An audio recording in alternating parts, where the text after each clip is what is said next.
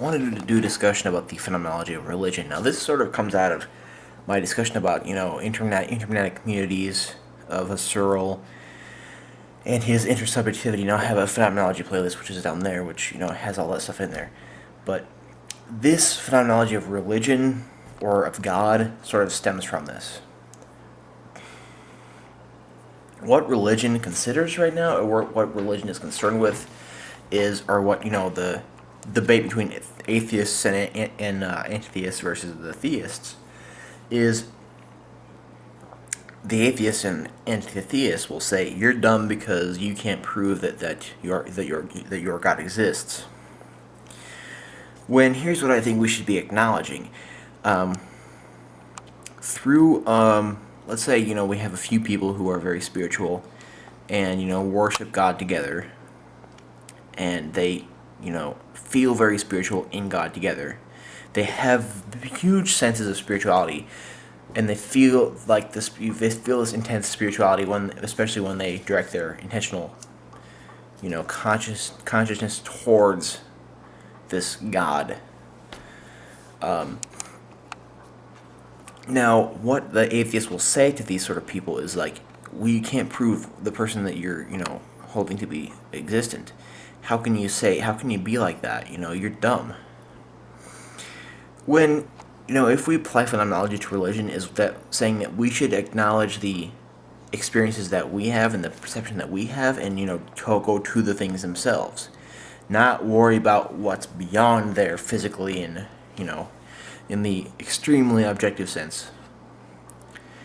And I really think that through a intermagnetic community, if a certain intermagnetic community starts with a few people who are very spiritually religious, and do worship together,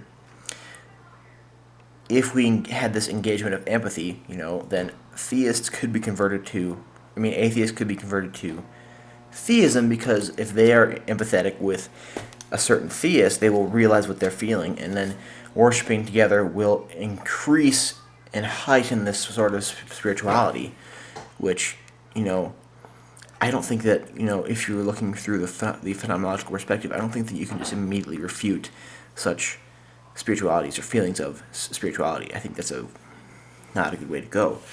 You can't just, phenomenology does not refute, saying that, oh, I'm looking at this glass, but it's just a representation, so I'm just going to reject it. Phenomenology does not do that. Phenomenology goes into those things that you're seeing, and goes through methods of investigation with them, and goes through inquiry in them to figure out, exactly what the deal is with that, And I think the same thing should be applied to feelings of spirituality.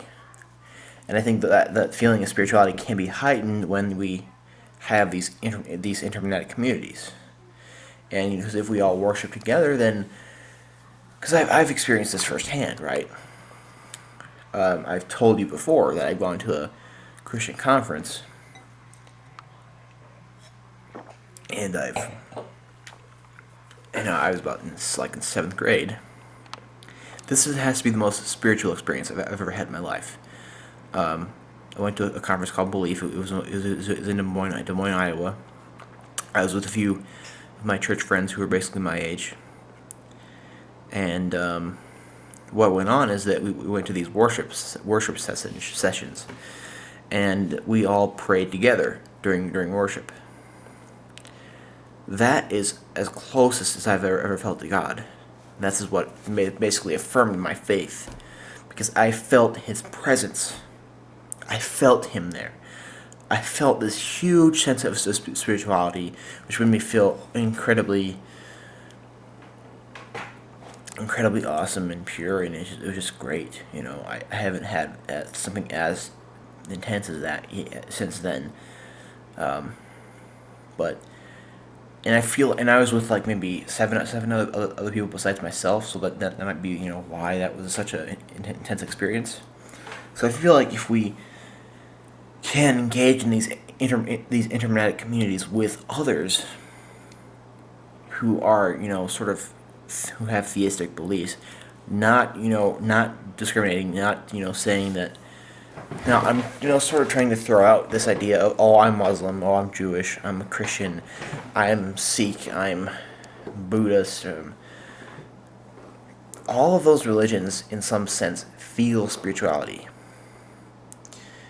They might get certain doctrines wrong. Christians, I know, get certain doctrines wrong. Um, many many belief systems in various religions get various things wrong, I think. And I'm not going to say that, my religion is right and theirs is wrong, because I know that my religion screws a lot of things up too. But I really want, what I'm, going into inquiry of spirituality through this phenomenological perspective, I want to throw out this idea of, oh, I'm Jewish, I'm Buddhist, I'm Sikh, I'm Jainist, I'm Muslim, I'm Christian.